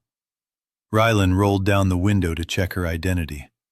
She nodded, slid into the back seat with a fluid, almost gliding motion, and murmured that she needed to get home. No exact address, she'd give him directions. Her voice was soft, faintly distant, like she was drifting in her own world. He started the meter, eased back into traffic, and tried his usual small talk. Had a good night at the ballroom? Yes, a dance. It was wonderful. The music, the orchestra, the band leader. Her words sounded old-fashioned, formal, like she was quoting some history lesson. She paused, then said she was tired and just needed to get home. Rylan glanced in the rearview mirror. Her face glowed pale in the darkness, almost luminous. She stared out at the streetlights, expression unreadable. Maybe sad, maybe confused. She looked young, early 20s, but her posture and tone were weirdly formal. "You feeling okay?" he asked. "Fine," she said, voice tight. "Just cold." He reached for the climate controls, ready to turn up the heat. She stopped him. "The temperature isn't the problem. I've been cold a long time." The statement sent a chill down his spine, though he tried to shrug it off. Passengers say odd things late at night. He'd get her home. Done. She started giving directions. "Keep going south on Archer." But there was a subtle urgency creeping in now, a sharp edge he hadn't heard before. Her eyes flicked constantly toward the side streets, scanning for something. They rolled past intersections, the streetlights fading behind the commercial stretch as homes began to appear. And then he saw it. The cemetery. Resurrection Cemetery, one of the biggest in Chicago, sprawling blocks of tombstones and iron fences. Mary leaned forward, gripping the edge of her seat. "Stop! Right here! Now!" Her tone had jumped from urgent to panicked. Rylan looked for a safe place to pull over. He eased to the curb right in front of the cemetery gates. Before he could stop fully, she was out of the car, sprinting toward the iron gates, her dress billowing like a ghost. "Hey, wait!" he shouted, throwing his car into park and chasing her. But the gates were locked, the cemetery closed, just past midnight. She didn't slow. She ran straight to the locked bars, grabbed them with both hands, and screamed. The sound tore through the quiet night, a raw, guttural cry of frustration and despair. Rylan closed the distance, about 10 feet behind, ready to grab her and calm her down. Then he stopped dead. Her face, it was changing. Not just pale, translucent. He could see the cemetery beyond her through her features. Her hands on the bars smoked. The iron glowed red where she held it. A sizzle filled the air. The smell of burning skin hit him, thick and nauseating. She released the bars. Her hands were charred, black and brittle, bone showing in spots. Yet no blood. None. She looked up at him. Her eyes, empty hollows now, black voids, whispered something he couldn't catch. Then she moved. Through the gates. Not around, over, or under. Through. The metal didn't exist to her. She walked into the cemetery, stopping between headstones, slowly fading, mist-like, until she vanished completely. Ryland froze, heart hammering, mind scrambling for any rational explanation. A security guard emerged from a small shack nearby, an older man with a weary, night shift face. "You okay?" he asked. Ryland could barely speak. The guard nodded as if he already understood. "Happens a few times a year," he said. "Drivers pick her up near the ballroom. She always ends up here at the gates. Leaves the marks. Always." He pointed to the iron. Ryland stepped closer. Handprints. Small, scorched, shaped like a young woman's hands, etched into the metal. Warped, discolored, old. Decades old. The guard pulled out his phone. An old clipping. March 10th, 1934. Local girl dies in automobile accident. Mary Bregovi, 21, killed leaving a dance at the O'Henry Ballroom, buried in Resurrection Cemetery. And there she was in the photo. White dress, pale and delicate. The same woman from his back seat. The guard told him she'd been seen ever since, always trying to get home, always ending at these gates. Locals called her Resurrection Mary, Chicago's famous ghost. Ryland stumbled back to his car, legs weak. He checked the app. No record. No trip. No Mary. He'd driven her. Transported her. Nothing. The back seat was empty. Except for a single flower. White gardenia. Fresh. Fragrant. A small yellowed card. In loving memory of Mary Breggy, March 10th, 1934. He drove home that night, silent, shaken. Never took rides on Archer Avenue again. For weeks after that night, Ryland couldn't shake the memory. Every time he drove through Chicago, the thought of Archer Avenue made his stomach twist. He still worked rideshare, but only during the day. Nights were off limits. And if a request popped up near the ballroom, he ignored it, hands tight on the wheel, heart hammering. He kept the gardenia, a small, sealed plastic bag in a drawer of his apartment. It smelled faintly sweet, still alive somehow, despite the decades that had passed. The card was brittle, but the ink remained legible. He didn't touch it much, didn't need to. Just seeing it was enough to remember. Some nights he swore he could hear music coming from the drawer. Soft orchestral strains, the kind of big band swing that would have filled the ballroom in the 1930s. He never left the room, just listened. Closed his eyes, let it fill the space around him. It was distant, faint, but unmistakable. Other nights the smell hit him. Not the gardenia, that was natural, but something else, something damp, earthy, ancient. Cemetery air at midnight, cold and still. It clung to him in his apartment, pressing down, heavy on his chest. He'd breathe it in and shiver, remember the smoke on her hands, the heat of the iron, the silence after she disappeared. He thought about throwing the flower away. He tried more than once. But every time his fingers brushed the petals, an instinct stopped him. Something told him it wasn't just a keepsake. It was a message, a memory. She left it there for him so someone would remember. So someone would know she existed, that she had danced in the ballroom, in that white dress, on that night in 1934. That she died trying to go home, and that she still tried, every night, for decades. Rylan never picked up another late-night ride along that stretch. Every time he saw a young woman in a light-colored dress on a dark sidewalk, his heart would spike. He would slow down, grip the wheel, and then force himself to look away, hands trembling. He stopped driving nights entirely. Even the thought of picking up a passenger near the ballroom made his chest tighten, his palms slick. Daytime was safer. Traffic, sun, normal people. But he knew the truth. Some things, some spirits, don't rest. They linger, hunting, replaying the same moment over and over. Mary wasn't just a ghost story. She was a warning, a memory that refused to fade. Years later, the gardenia remained pristine, untouched by time.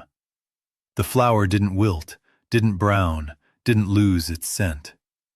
Every morning he would glance at it, a tiny knot of fear and fascination in his chest. He never moved it from the bag. He never cleaned it.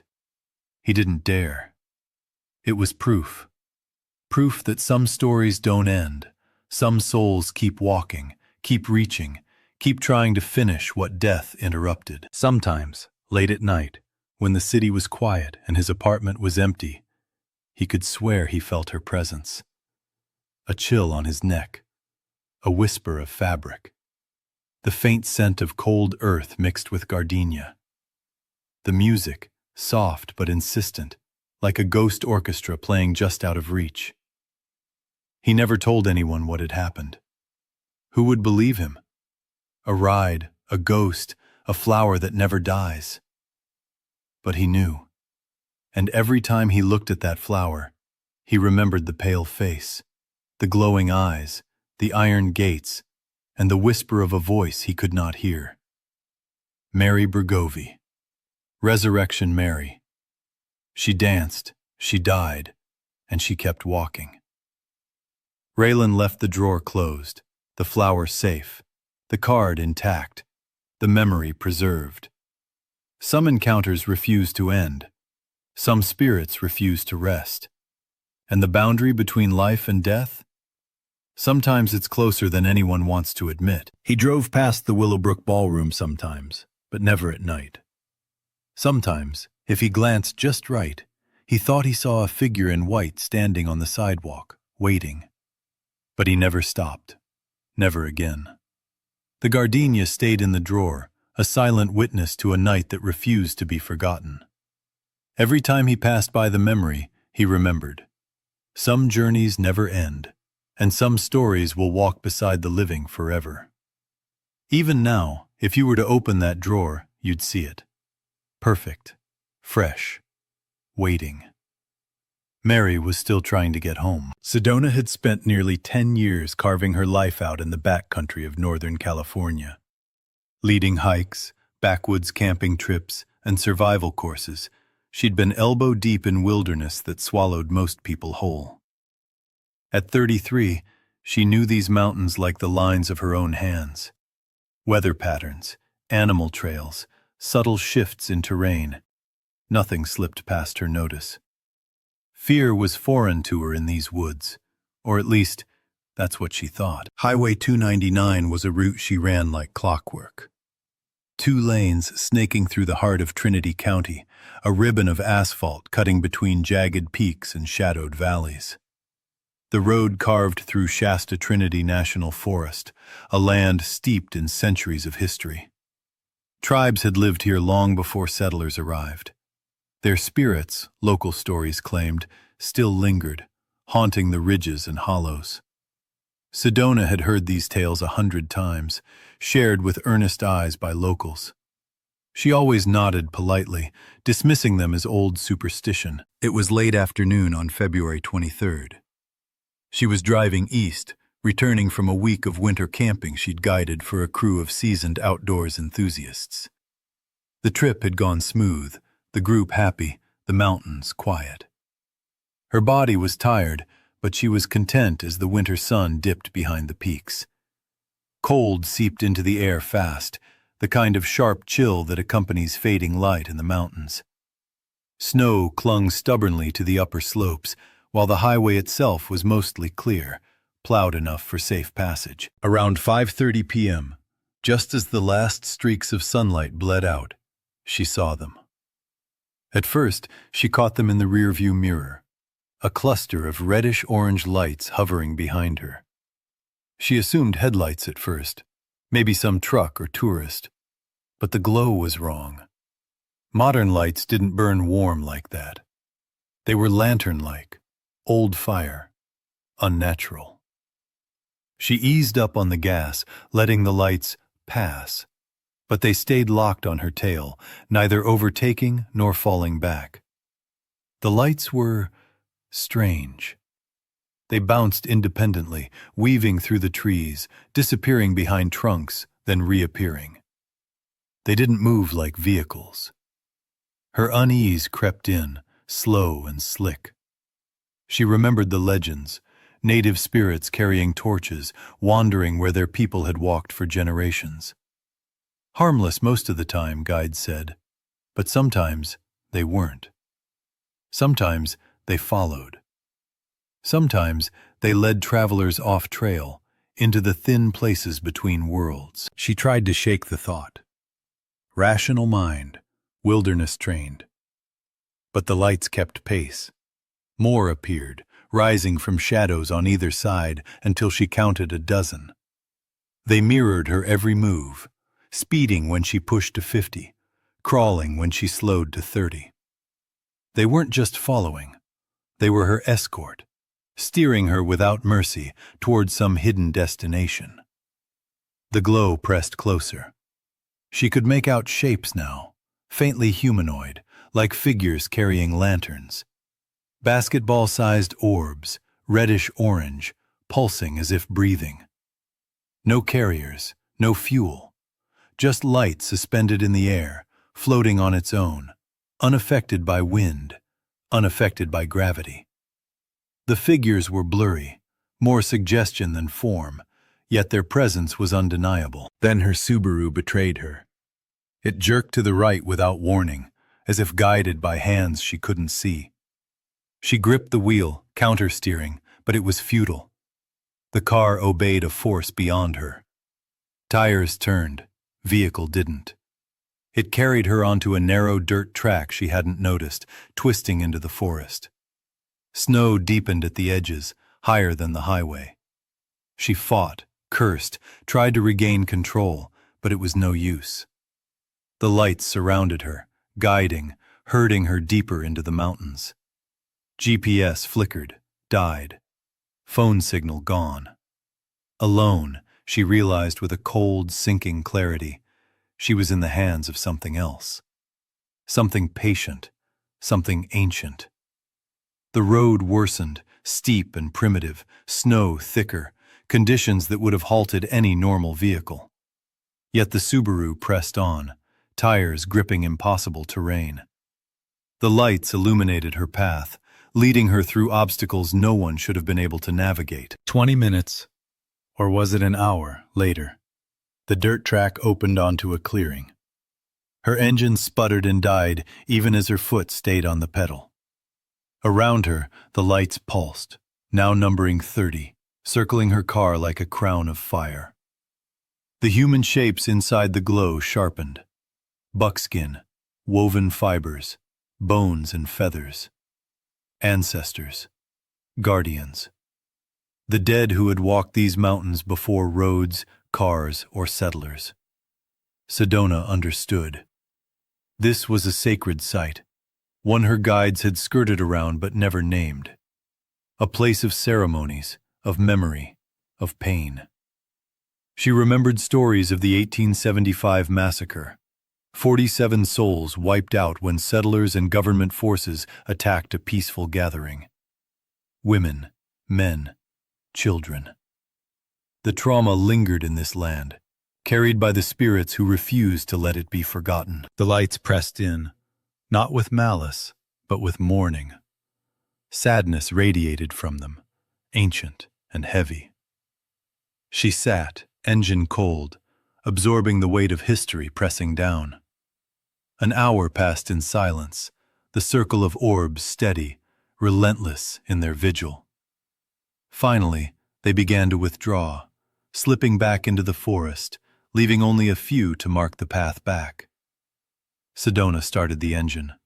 The Subaru obeyed immediately. Carefully, she retraced her path to Highway 299. The lights vanished. The road returned to normal. But she was not the same. She had been chosen to witness, to remember, to honor. She drove to the nearest town, desperate to learn the full story. Contacting tribal elders, historians, she uncovered the massacre's truths, the lives lost, the atrocities glossed over in official records. Weeks later, daylight hiking revealed the clearing in full. Her eyes caught something impossible. A perfect circle of white feathers on the ground where her car had sat.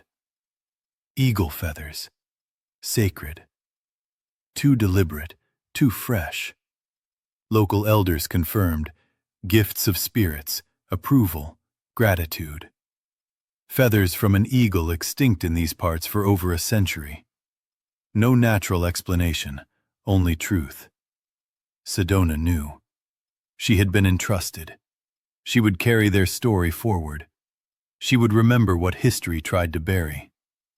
The lights were still out there, still guarding, still seeking witnesses. And now she was one of them, bound to keep their memory alive, to carry their grief, their truth, their fire into the living world. Sedona's return to the massacre site during daylight was like stepping into a place already etched in her memory. The faint path the lights had led her down was barely visible, choked with winter's remnants, snow melting into the dirt, branches scraping her arms. The clearing opened before her, just as it had that night. But in daylight, its horror and its solemnity hit harder.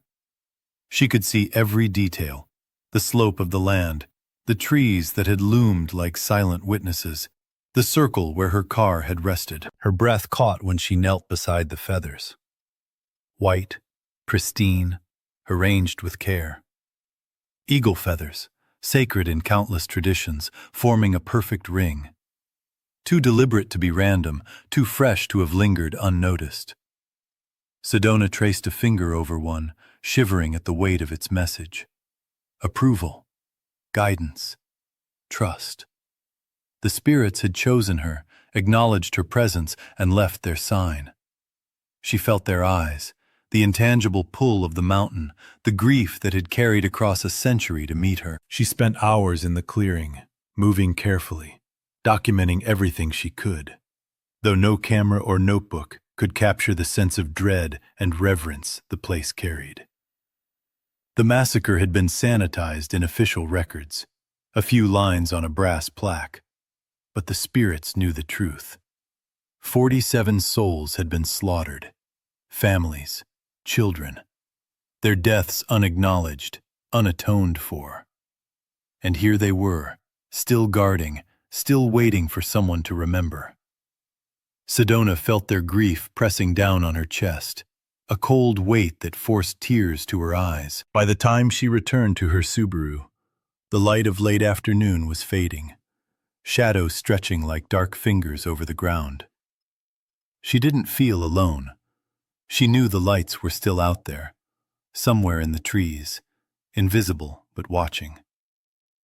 The path back to Highway 299 was treacherous, overgrown and slick with thawing snow, but she trusted it. The spirits had led her here. They would lead her back. And indeed, when she started the engine and edged along the hidden track, faint warmth of guidance radiated in her chest, an instinctual trust she couldn't explain. By the time she reached the open highway, the supernatural presence had receded. The road was quiet, dark, just another stretch of asphalt snaking through Northern California's mountains. Yet Sedona's mind reeled. She could feel the change in herself, an awareness she hadn't carried before, a responsibility she couldn't ignore. That night, in the solitude of her rented cabin, she scoured historical records, tribal archives, and local folklore, piecing together every fragment of the 1875 massacre. Stories of families slaughtered, villages destroyed, ceremonies desecrated.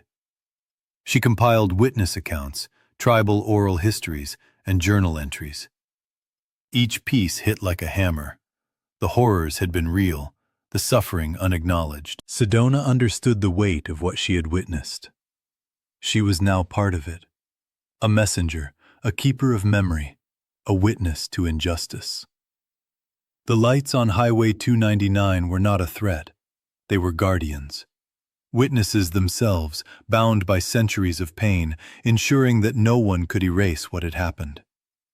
She resolved to share their story, to honor the spirits, to prevent the massacre from being lost to time. Weeks later, Sedona returned to the site once more. Snow had melted enough to reveal the faint remnants of the sidetrack, the clearing more visible but still shrouded by trees. She hiked in slowly, mindful of her surroundings, eyes scanning for any sign of the lights. The eagle feathers remained, fresh in their circle, untouched by time or weather. She knelt again, whispering a quiet vow. She would remember. She would bear witness. She would carry this story forward. Local tribal elders confirmed what she had suspected. These feathers were a gift, a mark of approval from the spirits. Traditionally, such signs were left for those chosen to carry messages, to honor the ancestors, to ensure that history was not erased. Sedona felt the enormity of her role settle onto her shoulders, a mantle she could not shake off. She had been chosen, and she understood that the lights and the spirits were still out there, still waiting for others who would see, who would listen, who would remember. Even months later, she could feel their presence. Driving through remote stretches, hiking in the dark, she sensed the same pull, the same guiding glow just beyond sight. The lights were patient, the spirits were eternal. Sedona no longer doubted. Their vigil was unending, and she was now a part of it. Every research note she wrote, every story she told, every lecture she gave about the land, the history, the massacres, carried with it the memory of the lost and the unseen. She realized, with a shiver, that her life had changed irreversibly. The lights had chosen her to witness, to remember, to speak. And in doing so, they had altered her perception of the world. The mountains were alive with memory and grief. The forests carried voices that refused silence. Every rustle in the trees, every flicker in the dark, hinted at the presence she had been entrusted to honor. Sedona could no longer walk these trails as simply a guide or traveler. She was now a keeper of stories, a guardian of truth, a link between the living and the long dead. The lights on Highway 299, the spirits of those massacred in 1875, the feathers in the clearing, the unmarked path through the forest, they were all reminders of what she had witnessed and what she was sworn to protect. She had seen the boundary between worlds, the lingering sorrow of souls who had been silenced, and had been granted a role she could never refuse. Sedona understood her life would never be ordinary again. She carried the memory of those lost, the weight of the lights, and the responsibility of their story with her every day. Whenever she spoke to others about the mountains, about the history hidden in the valleys, she did so with reverence and care. The lights had entrusted her, and she would honor that trust, keeping their story alive, ensuring that what happened in 1875 would never be forgotten. She would speak for those who could not speak, remember for those who could not remember, and keep the fire of their memory alive for the rest of her days. Talon built his career digging into the stories other reporters didn't touch. Cold cases, missing people, the kind of human tragedies that got buried under bureaucracy and lost headlines. At 36, he was known for going the extra mile, tracking leads that led nowhere more often than not. But the Interstate 4 disappearances were different. 4 drivers had vanished from the same 2-mile stretch in Central Florida over 4 years. No bodies, no traces, no witnesses.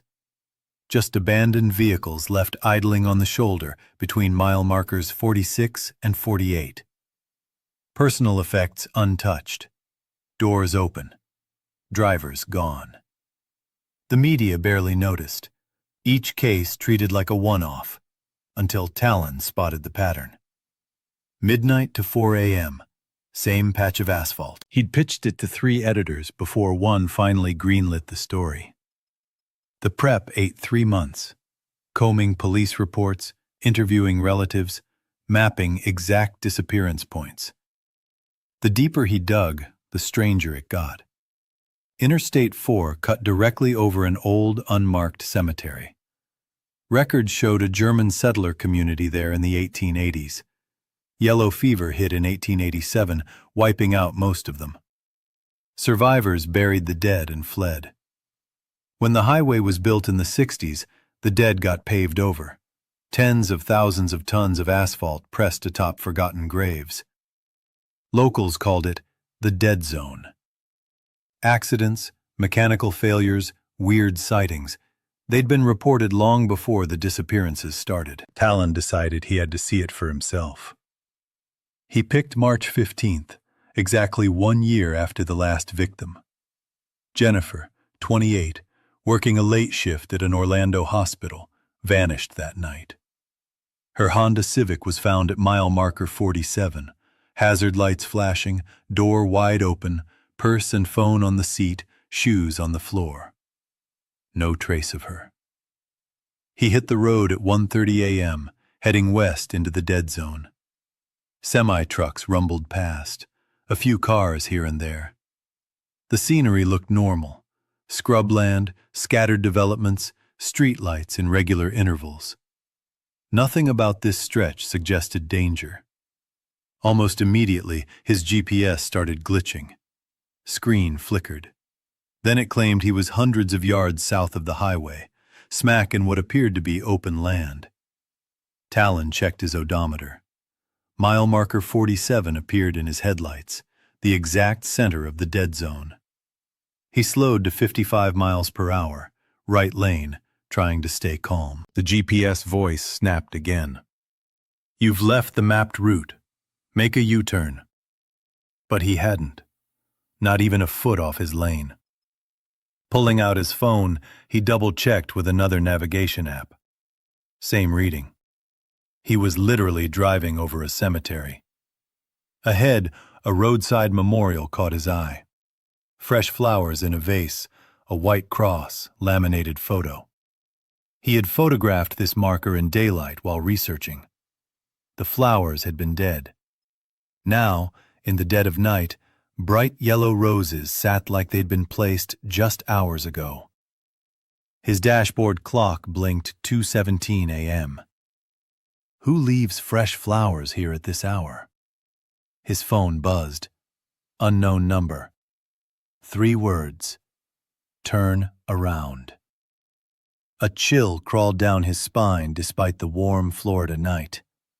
He didn't reply. Something told him not to. Engaging felt like walking into a trap. Then he saw her. A figure standing beside a disabled vehicle on the shoulder, hood up, waving frantically. Instinct said stop. Someone needed help. But every instinct tied to survival screamed, don't. She stepped into his headlights. Hospital scrubs, pale, desperate. Jennifer, the missing woman from last year. Talon's foot moved toward the brake before his brain could intervene. Her expression shifted. Hunger, malevolence, something utterly inhuman. Her mouth stretched impossibly wide. No teeth, just pure black void. He stomped the gas instead. Subaru surged past her. In the rear view, she stepped onto the highway, mouth still impossible, waving at him. More figures appeared. Scrubland on either side spilling into the lane. 3, 5, a dozen. Men and women, some in modern clothes, others dressed decades old, some late 19th century. Pale faces, the same desperate, hungry expression. Not trying to get out of his way, they wanted him to stop. He floored it to 70 miles per hour, weaving through the apparitions. He should have hit them, should have crashed, but his car slid through them like smoke. No resistance. Only a sharp bite of cold as each ghost brushed against the windshield. Inside, a woman's face appeared inches from his own, foggy breath on his skin. Then gone, sliding past. Engine cut. Every electrical system died. Headlights extinguished. Power steering and brakes went dead. Momentum carried him forward, slowing fast. Talon wrestled with the unresponsive wheel, trying to stay centered. Outside, the figures gathered around the car. Pale hands pressed the windows, leaving smears. Temperature plummeted. White clouds of breath in the interior. Ice started forming on the glass where spectral hands touched. They solidified. Real. Pressing, clawing at his doors, rocking the suspension. Faces pressed to his window, contorted in rage and unending need. Talon knew. If they got inside, he'd vanish like the others. Another unsolved disappearance, another empty chair in the news. Talon's dashboard flickered back to life. 3:33 a.m. The figures instantly released their grip, stepping back in perfect unison, as if obeying some command he couldn't perceive. The headlights returned. The engine roared back to life without him touching the ignition. The highway ahead was empty. The pale, hungry faces retreated into the scrubland, eyes still locked on him, but they weren't moving forward. They were watching, waiting. He didn't hesitate. He mashed the accelerator, tires gripping the asphalt, weaving past the mile markers as the dead zone slipped behind him. Mile 48 came and went. He didn't let up until he reached a well-lit rest area 10 miles down. Pulling into a space, he killed the engine and sat, shaking, heart hammering against his chest. Only then did he glance at his phone, checking timestamps, GPS logs, and messages. According to the data, he had entered the dead zone at 1:45 a.m. and exited at 3:35 a.m. 2 hours. Impossible. The stretch was 2 miles. Even at a crawl, it would take less than 3 minutes. Where had that time gone? He had no memory, no recollection beyond the phantoms, the desperate scramble to escape. Later, reviewing GPS history, something broke him. During those missing 2 hours, his phone recorded hundreds of incoming calls, all from his own number. Outgoing calls, too. It was as if he had been warning himself, leaving messages in the dark, trying to prevent what had already happened. The voicemails were worse. His own voice, panicked, pleading. The final message was time-stamped from tomorrow, March 16, 2:15 a.m., repeating 3 words over and over. They have me. They have me. They have me. 3 weeks later, Talon published his article. It covered the disappearances, the history of the unmarked cemetery, the eerie pattern of incidents along the dead zone. He left out his own experience. Editors wouldn't believe it. Readers wouldn't accept it. But he knew the truth. Interstate 4's dead zone was exactly as locals described. A thin veil separating life from death, where forgotten souls reached out, hungry for company, claiming one victim at a time. 6 months after the story ran, police arrested a 68-year-old man. Traffic cameras had caught his license plate near the dead zone on the nights of 3 disappearances. He confessed to all 4, saying he returned every year because the victims' ghosts wouldn't let him forget. They haunted the highway, forcing him to remember his crimes. 3 bodies were recovered from shallow graves 2 miles off Interstate 4, within the old cemetery. The 4th remained missing. Talon never drove Interstate 4 again. Every time he thought about it, the pale, hungry eyes resurfaced in his mind. Faces pressed to glass, mouths stretching beyond human limits, hands clawing at doors, the cold pressing through every inch of him. He kept telling himself it was over, but the messages, the GPS logs, and the endless, desperate phone calls had already proven otherwise. The dead were patient. They waited. They watched. And sometimes they reached out for anyone foolish enough to get too close. Ayana had stumbled onto metal detecting 3 years back, and it had hooked her hard. At 27, she lived for this hunt, digging up scraps of history, hunting through old maps, chasing spots where people had worked the land decades or even centuries before. The Sierra Nevada foothills outside Georgetown were like a gold rush graveyard, rich with relics. And she had permission from landowners to poke through old mining claims from the 1850s and 60s. Coins, rusty tools, bits of jewelry. Each find tied her directly to the prospectors who'd clawed for fortune on those slopes over 150 years ago. Prospectors Road had been on her radar for months.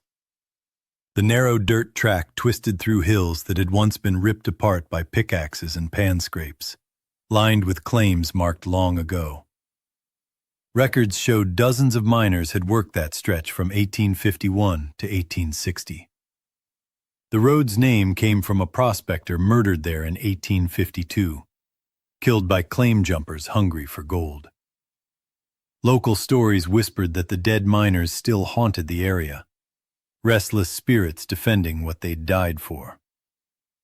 Ayana rolled up to the trailhead just after 4 p.m. on October 14th, picking a weekday to avoid tourists or other hobbyists stepping on her territory. The autumn light filtered through pines and oaks, painting the hills in gold and amber. The air was crisp, clear, perfect for hunting buried history. She unloaded her gear: a top-of-the-line metal detector, digging tools, collection bags, and a GPS unit to log any finds. She figured she had a couple of good hours before dark, enough to do a first sweep. The forest was quiet. The kind of quiet that makes every snap of a twig sound like a gunshot. She swung her detector in steady arcs, scanning the leaf-strewn ground. Beeps popped up now and then, most worthless: aluminum cans, bottle caps, wire fragments. Patience was part of the game. Real finds demanded persistence and luck in equal measure. About half a mile in, the detector blared, a deep, solid signal coming from disturbed earth hidden under a carpet of leaves. She knelt and began careful excavation. The beep got stronger as she dug, hinting at a substantial object 8 inches down. Her pulse spiked. This could be something big. She had dug maybe 6 inches when the voice hit her. Gritty, angry, sharp. "Get off my claim." Her head snapped around. Nothing. Just trees, shadows, the long, slanting light of late afternoon. She called out, figuring another hobbyist had crept up behind her, but the forest swallowed her words. Silence. She shook it off and returned to digging, blaming acoustics, the wind, tricks of the hills. But the voice came again, louder, angrier, booming through the trees. "Get off my claim!" Ayana froze. She spun around, heart hammering. Still nothing visible. She was completely alone. No cars at the trailhead, no hikers on the road, just her and the encroaching dark. Her hands started shaking. That professional thrill of discovery had curdled into raw fear. Movement flickered behind a pine, 30 yards out. A man stepped into view, dressed like he had walked straight out of the 1850s. canvas pants frayed with age, a faded shirt, wide-brimmed hat shadowing his face. He advanced deliberately, posture rigid, intent clear. Ayana stumbled back. Something about him was off. Off in a way that triggered every survival instinct she had. As he moved into the afternoon light, his face emerged, gaunt, skeletal, skin tight over bone. His throat, ragged slash from ear to ear, dried and ancient, yet unmistakable. This wasn't a living man. It was the ghost of the prospector for whom this road was named.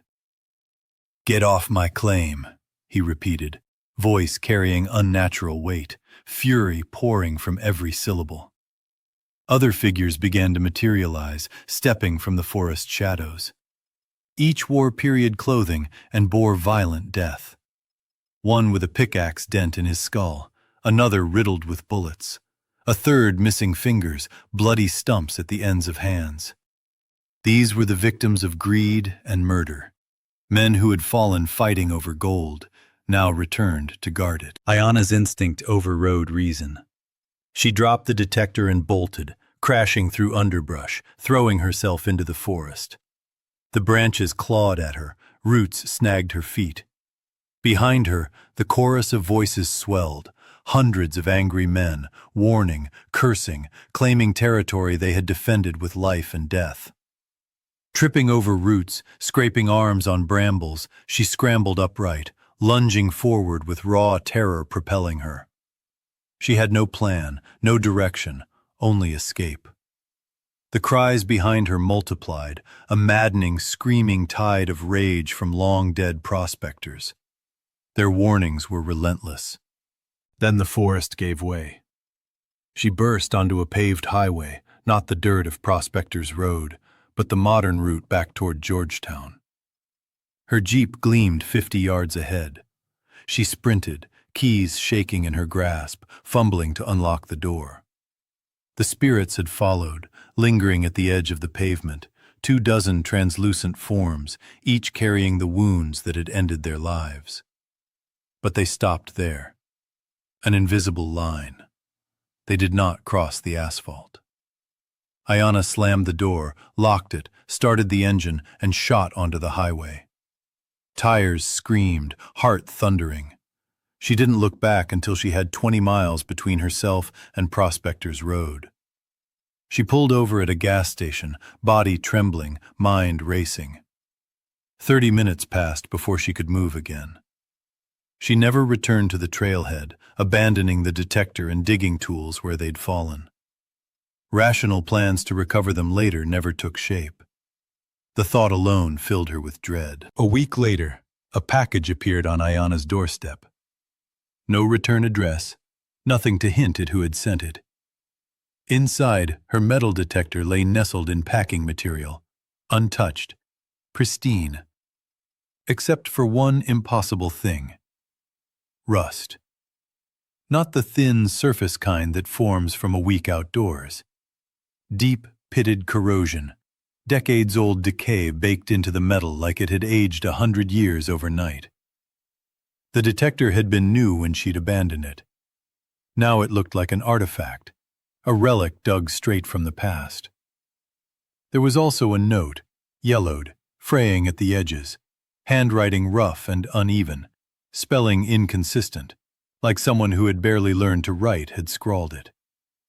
The message was short, terrifying in its simplicity. "Stay away," signed with a name she didn't recognize. Later, she looked it up in old records.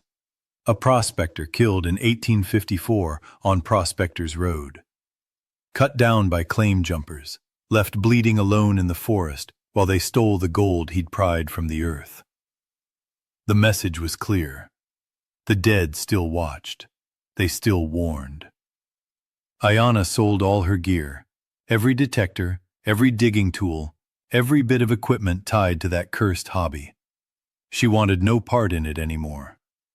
The encounter had explained why Prospector's Road had been so fruitful for artifact hunters over the decades. The spirits drove everyone away before they could get too close. The gold, tools, Personal items. They were all still there, buried, protected by men who had died for them and who would guard them forever. Historical records from the Georgetown Historical Society showed 47 confirmed murders along that stretch from 1851 to 1856. Claim jumping had been rampant, violence a daily reality. Most victims were left where they fell, unmarked graves in the forest, their families often unaware of their deaths. The spirits remained, endlessly working claims that were exhausted centuries ago, endlessly defending worthless territory, forever caught in the moment of their violent ends. Local hikers and metal detectorists still reported strange encounters, voices warning them off, ghostly figures in period clothing bearing fatal wounds, equipment that failed or vanished only to reappear later, mysteriously corroded beyond explanation. The Forest Service had toyed with closing the area, but their justifications were always mundane. Steep terrain, abandoned shafts, unstable ground.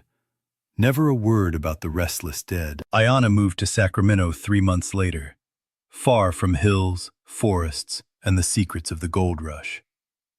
She works in an office now, the kind of place where the wild smells of pine and dust are just memories. But some nights, she still hears it, the harsh, angry echo in her mind. Get off my claim.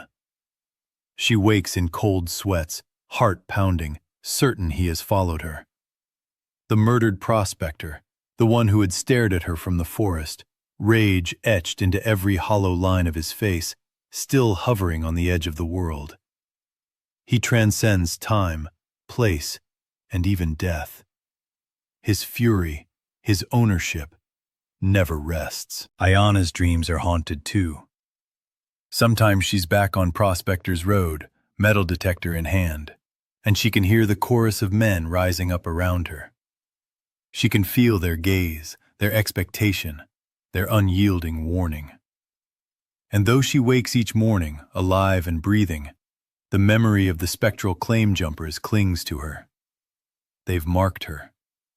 She knows, deep down, that the land remembers her intrusion, that the ghosts of the gold rush will not release her, not ever. And in the silence of her apartment, when the wind rattles the blinds and the night presses against the window, she hears the faint scraping of pickaxes and the whisper of ghostly footsteps, as if the forest itself has followed her across the miles.